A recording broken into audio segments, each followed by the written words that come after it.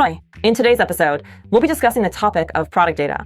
What kind of data can and should we store in a PIM system, and what data is better to avoid, and why? We'll focus on the distinction between so-called hot and cold data, as well as other types of data that aren't suitable for storage in a PIM.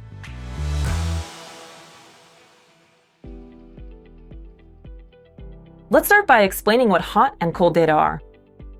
Hot data refers to information that changes frequently and is crucial for current business operations. Because of their dynamic nature, this data requires frequent updates and is usually needed in real time. Examples of hot data include product inventory levels, current product prices, including promotional prices, product availability in stores, and order information. This data is usually managed by ERP or WMS systems, which are designed for frequent updates and real-time synchronization. Cold data refers to information that changes rarely and remains relatively stable over time. This data forms the basic specification and description of products, which do not require frequent updates.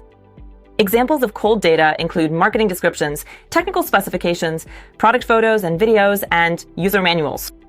Cold data is indeed ideal for storage within PIM systems because it typically does not require frequent updates and can be centrally managed and further enriched before being passed onto other crucial systems, such as various e-commerce platforms.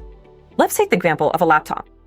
The essential attributes we can store in the PIM include the specific product name, detailed category, comprehensive marketing description, crucial information about the processor and hard drive, primary product photo, precise dimensions, overall weight, and comprehensive user manual. Data that should not be stored in the PIM system include, for example, the number of laptops in stock, the current promotional price of the product, and the order history. Why shouldn't we store so-called hot data in the PIM system? PIM is a system capable of storing a very large amount of product information.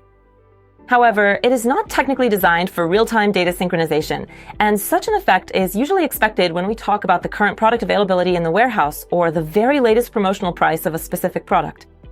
Usually, data synchronization between the PIM system and e-commerce takes place once or twice a day, which does not guarantee that end customers receive reliable information about product availability in the warehouse. Information of this type, such as prices or stock levels, should be provided by systems dedicated to order and sales management, such as an ERP or WMS system. Apart from hot and cold data, there are also other types of data that are not suitable for storage in a PIM. For example, transactional data such as customer order history, payments, invoices, or personal customer data like email addresses or their phone numbers. However, it's worth noting that there are certain situations when the data we've discussed today can be added to a PIM. For example, product prices. If the PIM is only supposed to store the suggested retail price, or the so-called SRP, which would help employees segment products in a PIM system or serve as a base price for further price calculations in the e-commerce system, we can add such data to the PIM. In this case, the price won't be a hot data point, but rather cold data, a fixed value assigned to the product. There is then no risk of delays in transmitting the price in real time. So, there's no problem with storing such information in the PIM. When implementing a PIM system, it's worth taking a closer look at your product data and determining whether it's data that changes frequently over time and is strictly related to order processing and sales, or if it's cold product specification data. If the information belongs to the latter group, you can confidently add it as an attribute in the PIM. That's all for today. I hope that now you know which types of data are better not to store in a PIM system.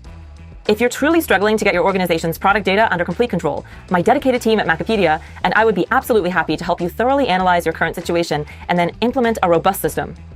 Thanks for watching another episode of the PIM Academy. See you next time.